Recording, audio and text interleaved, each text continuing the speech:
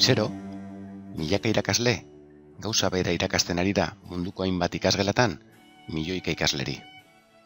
Atzalde gabero, milioika ikasle euren etxeetan esertzen dira kuaderno baten aurrean, klasean azaldutakoa ulertu eta lantzera ariketa mordo baten bitartez. Honela azalduta ez du oso motibagarria ematen ez? Hala ez bada zergaitik ez ditugu gauzak aldatzen, irauli aldaiteke egoera hau? Tradizionalki irakaslea entzuten eta punteak hartzen eman ditu klase ordu gehienak. Askotan gaiaren azalpen liburua irakurtzen aritu da klasean.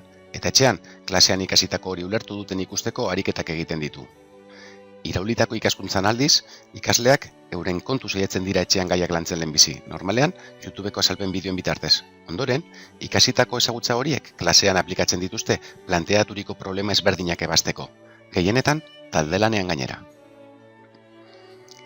Eta zeintzu lirateke ikasgela iraultzearen abantaiak?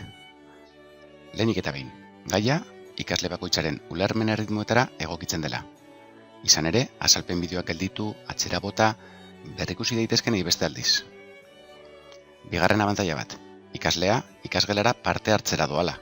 Ezagutzak finkatzeko garaian beraz, ikaslea ez dago bakarrik, eta gainera era aktiboan ari da klasean, askoz ere eraginkorragoa dena. Hirugarrenik, klase aberasgarriago bat lor dezakegula, denbora gehiago baitako proiektuka eta talde lanean aritzeko. Laugarren bat, arazo egoerak ebazteko jarduerak ikasgelan egitearen ondorio zuzena da.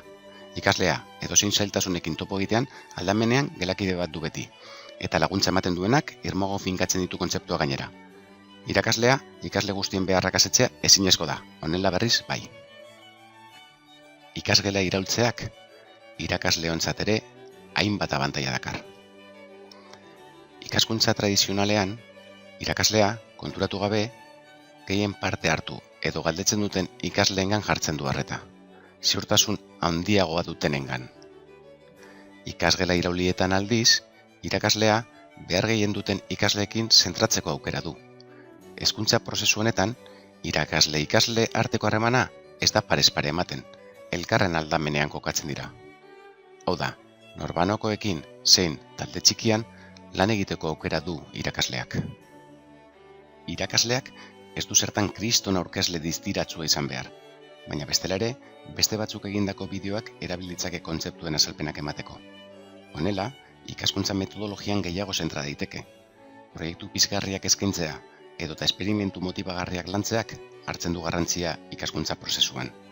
Behin, kontzeptuen azalpena sarean eskegita, irakasleak ez du behin da berriz berdina azaltzen aritu behar klasean. Berriro ere, ikasgelako behar garrantzitsuetan zentratzeko denbora irabazten du irakasleak. Ikasgela iraultzeak, zenbait ikerlariren arabera, ikaslegoaren ikaskuntza aukera berdintasun gehiago suposatzen du. Izan ere, ikasle guztiek etxean baliabide berdina dituzte gaia lantzeko, eta ikasgelan, irakaslearen arreta maila bakoitzaren beharretara hobeto egokitzen da. Gaur egun aldiz, ikasle batzuk besteekin konparatuz abantailan daude. Gurasoen inplikazioa dela, partikularretako irakasle bat kontratatzeko aukera dutela, eta bar faktore sozial. Zer iruditzen zaizu? Irakasle bazina, posible alda honelako metodologia bat zure ikasgelan txertatzea? Ikasle bazina, ez alzen nuke nahiago ikasgela irauli batean aritzea? Kontzeptu eta edukiak gaur egun denon eskura daude. Eraginkorra alda beraz, ikasgelan norbaitek gaiaren inguruko klase magistral bat ematea? Benetan behar duguna da, ikaskuntza prozesuan denok aurrera egitea. Inor ez dadila bidean galdu. Bakoitzak bere bidea egin behar du. Denon eskubidea den helmuga horretaraino. Eta honetarako ikasleak motibaturik egon behar dira. Bestela, akabo.